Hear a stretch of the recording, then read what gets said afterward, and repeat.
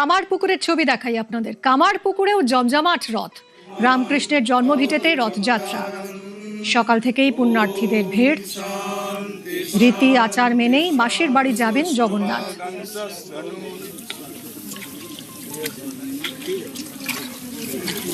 Line লাগানো হয়ে গেছে।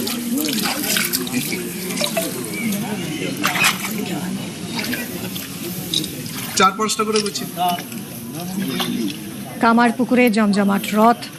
রামকৃষ্ণের জন্মভিটেতে রথযাত্রা। রীতি আচার মেনেই মাসির বাড়ি যাবেন জগন্নাথ। জয় স্বামীজি মহারাজ জি কি জয়, রঘুবীর শীতলা গঙ্গা মাই কি জয়, ভগবান মহাপ্রভু শ্রী চৈতন্য দেব কি জয়। রথের দিনেতে আমরা এই ধানটা রোপণ করি।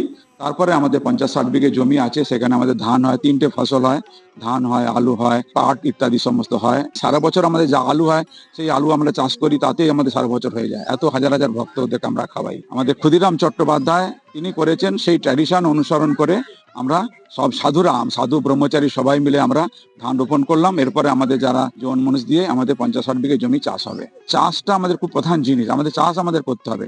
এই চাষকে নেগলেক্ট করা চলবে না। সেই জন্য আমরা নিজেরাও চাষ করি, সবাই চাষিদেরকেও চাষ করতে বলি। জলপাইগুড়ির ইসকনেও জমজমাট রথ। শাল সেগুন কাঠ দিয়ে তৈরি হয় ইসকনের রথ। প্রত্যেক বছরই রথযাত্রায় নজর কাড়ে ইসকনের রথ। তখন শ্রী চৈতন্য মহাপ্রভু অশ্রু বর্ষণ করছিলেন এবং সকল আমার নামে একত্রে করে শ্রী চৈতন্য মহাপ্রভু সেগুলি এইভাবে ভক্তরা তাদের কাপড়ের 100 জন জল ভরে অপেক্ষা করছে।